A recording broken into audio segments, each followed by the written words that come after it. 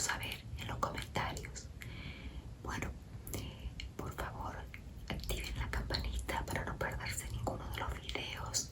Si les gusta lo que están viendo, denle un me gusta y suscríbanse. Así que bueno, vamos a empezar. Sus padres se pusieron muy contentos al enterarse. Su hermano nos confesó que sospechaba que algo estaba sucediendo entre nosotros.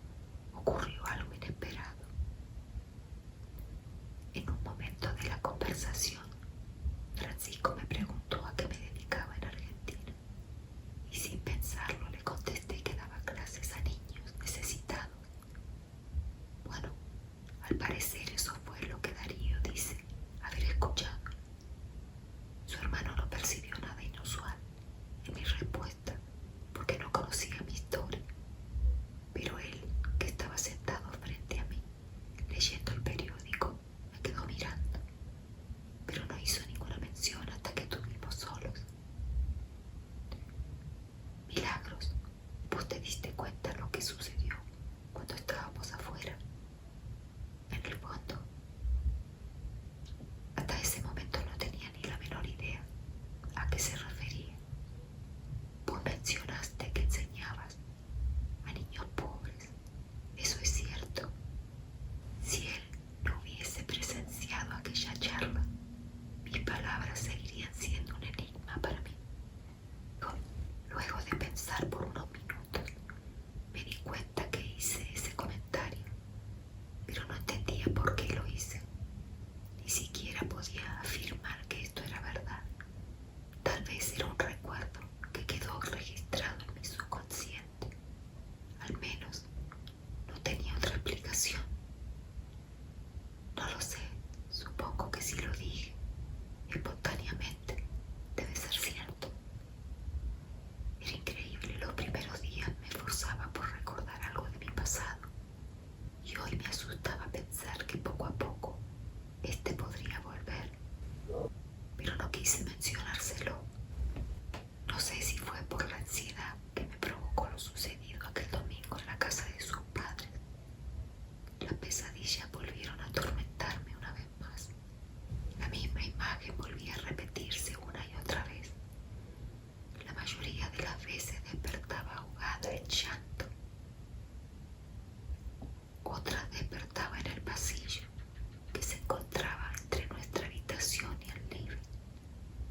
Con el tiempo, más personajes se fueron sumando a aquella pesadilla, pero no había nombres, solo rostros desconocidos para mí. Así fue pasando el tiempo y después de convivir por unos meses, nos casamos en la Navidad de 1979. Juan Alejandro fue quien ocupó el lugar que le hubiera correspondido a mi padre. Él y su familia viajaron para la boda. La ceremonia fue muy especial porque era la primera vez desde la muerte de Luis que las dos familias volvieron a encontrarse para festejar nuestra unión. Ese día en la iglesia tuvieron lugar situaciones inexplicables para mí. Una fue en el momento en que caminaba del brazo de Juan Alejandro hacia el altar. Una de las veces que volteó a mirarme no era él, o lo que pasó mientras el sacerdote leía un pasaje de la Biblia. Por una fracción de segundos, no fue el mismo que comenzó con la lectura. Debo confesar que los dos incidentes me preocuparon, pero no quise empañar aquel día tan especial con mis preocupaciones. Los primeros años tratamos sin resultado alguno de comenzar nuestra familia. Hasta consultamos varios especialistas que coincidían en lo mismo. Ninguno de los dos éramos estériles, pero por alguna razón yo no lograba quedar embarazada. Al principio para mí se convirtió en una obsesión.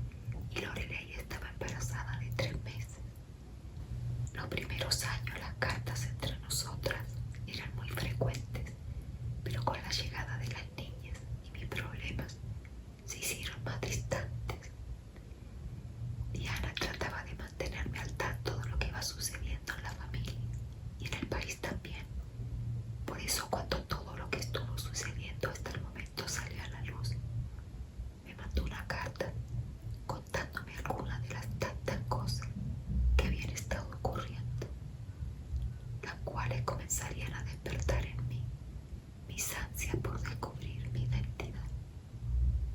Querida Milagros, tengo tantas ganas de verte, pero por el momento viajar es imposible. Tal vez ustedes podrían hacernos una visita esta vez. Te cuento que las nenas están enormes. Romina acaba de empezar el jardín de infantes y Florencia no para de llorar por no poder quedarse con su hermana. Yo he vuelto a trabajar 3 veces por semana, que son los días que la nena va al jardín. De todas maneras, mamá es la encargada de cuidarla hasta que yo llego. Esto me ha ayudado mucho, no solo en lo económico, sino también en lo personal. Desde que las niñas nacieron, dediqué todo mi tiempo a ellas, de lo cual no me arrepiento, pero llega un momento en que una necesita tiempo para sí misma. No sé si ya lo sabes, pero Lorelei está embarazada. La pobre está hecha un trapo, no tiene voluntad ni para levantarse de la cama. Mi padre siempre te recuerdan con mucho cariño. En agosto del año pasado, para el aniversario de la muerte de Luis, todos viajamos a Uruguay para visitar su tumba. A pesar del tiempo transcurrido, el dolor de mis padres no ha cesado. Pero el motivo de esta carta es para contarte lo que está sucediendo en Buenos Aires.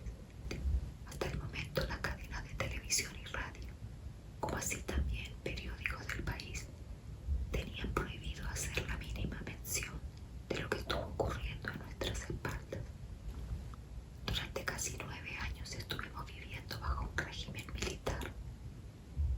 Este dejó un saldo de miles de personas desaparecidas, entre las cuales se encuentran centenares de recién nacidos cuyas madres estaban embarazadas cuando el secuestro tuvo lugar. Con la vuelta de la democracia, madres y abuelas de estas víctimas han comenzado a exigir que los culpables sean condenados. Algunos países, como el caso de España y Francia, solicitan la extradición de algunos de los opresores para juzgarlos por los delitos cometidos, pero Argentina se rehúsa a entregarlos. Otros se han fugado y se desconoce su paradero. Algunos sobrevivientes han testificado ante los jueces que atienden la causa, dando testimonio de las torturas a las que fueron sometidas. Pero lo que me llamó la atención fue uno de los métodos que estos criminales ponían en práctica para hacer desaparecer los cuerpos. Cuando lo leí no pude parar de pensar en ti y sentí que mi deber era compartirlo contigo. Tal vez este sea el momento indicado para que intentes recuperar tu verdadera identidad. Tal vez alguien está buscándote sin descanso. Una de las maneras de hacer desaparecer los cuerpos de sus víctimas era por medio de lo que ellos llamaban los vuelos de la muerte. Estos consistían en arrojarlos al vacío desde un avión en movimiento, como fue sin dudas tu caso. Milagros, no sé si hago bien en contarte todo esto, pero si estuviera en tu lugar, me hubiera gustado saberlo.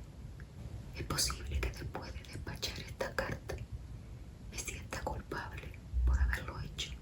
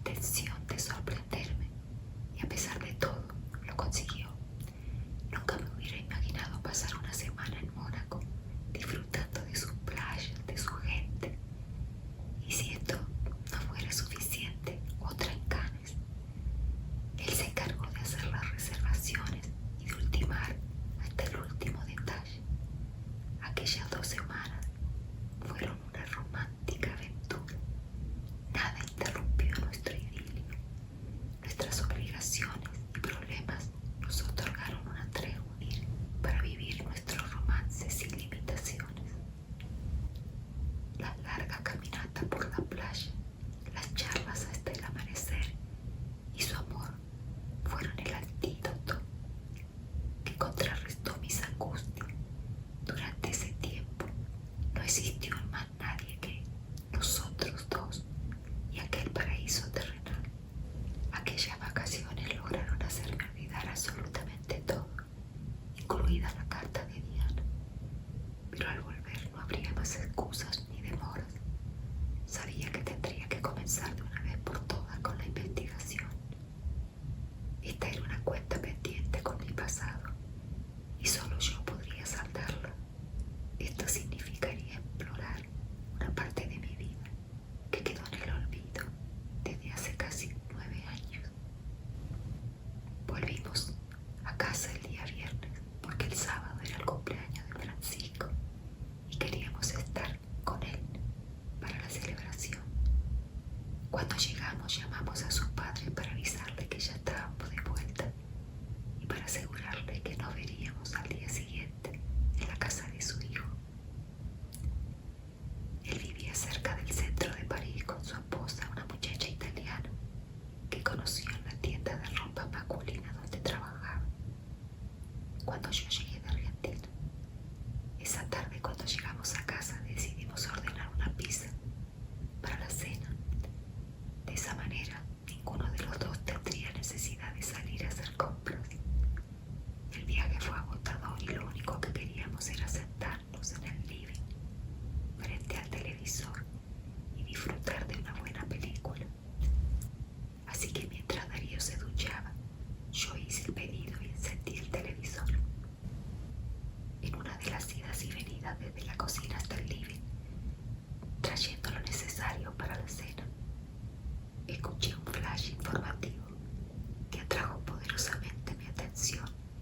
En este se refería a que continuaban las manifestaciones de los familiares de desaparecidos frente a la Casa de Gobierno en reclamo por las víctimas y mencionaron que los mismos exigían la restitución de los niños que fueron apropiados durante el proceso.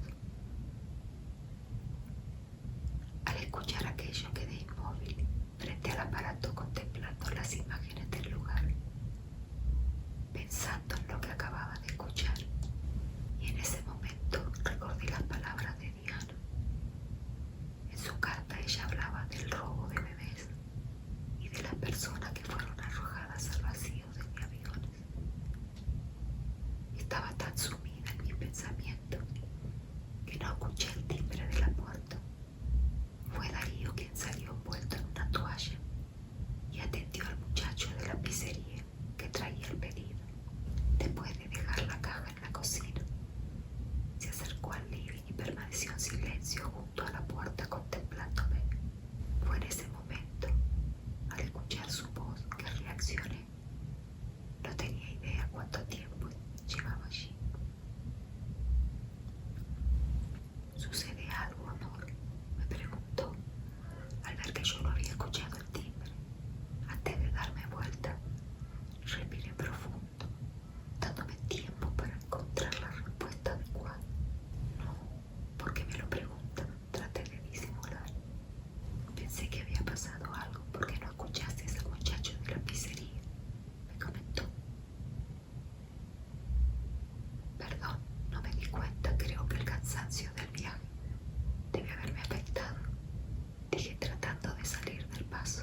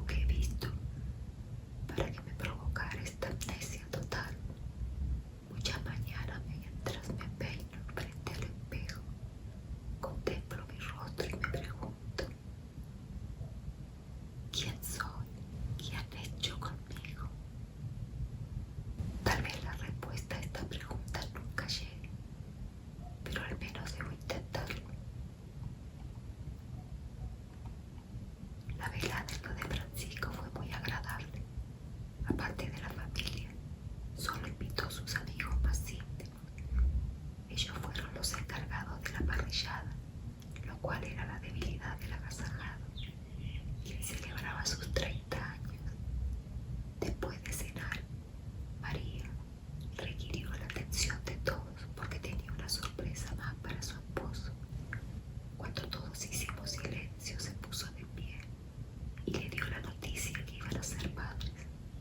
Fue tanta la emoción del agasajado que cuando quiso decir unas palabras, el nudo que se le hizo en la garganta no se lo permitió. Darío se acercó y lo abrazó.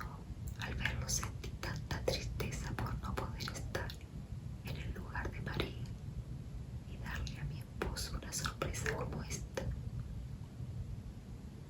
Pero en todos estos años que llevábamos juntos, todos los intentos fueron fallidos. Las cosas se dieron así y no había nada que nosotros pudiéramos hacer al respecto. Pero él no reparó en ese detalle. Estaba muy feliz por su hermano. En el viaje de vuelta, en mi mente seguía dando vuelta la noticia del embarazo de María. Tal vez esa fue la razón de mi sueño aquella noche. Este no fue una pesadilla, todo lo contrario, fue algo muy lindo. En este todo transcurría como en una vieja película. Yo estaba embarazada y aquello parecía ser una celebración. Pero Darío no estaba allí. Otro hombre se encontraba junto a mí abrazándome. Y las personas presentes nos abrazaban emocionados. A la mañana siguiente, cuando desperté, me quedé quieta sin mover un solo músculo de mi cuerpo, porque quería memorizar cada detalle de aquel sueño antes de que éste se borrara de mi mente. El domingo fue un día de descanso. El lunes los dos volveríamos a reintegrarnos a nuestras ocupaciones, así que decidimos quedarnos en casa. La única salida fue en la mañana para hacer algunas compras. Esa tarde, mientras planchaba, analizaba de qué manera podría conseguir alguna información relacionada a mi pasado. Sin mi verdadero nombre, esto llevaría años. Tal vez en la embajada argentina podría encontrar lo que andaba buscando. Lo que estaba sucediendo en mi país ya había alcanzado notoriedad mundial. Pero para llegarme hasta ahí, iba a tener que esperar hasta mi día de descanso.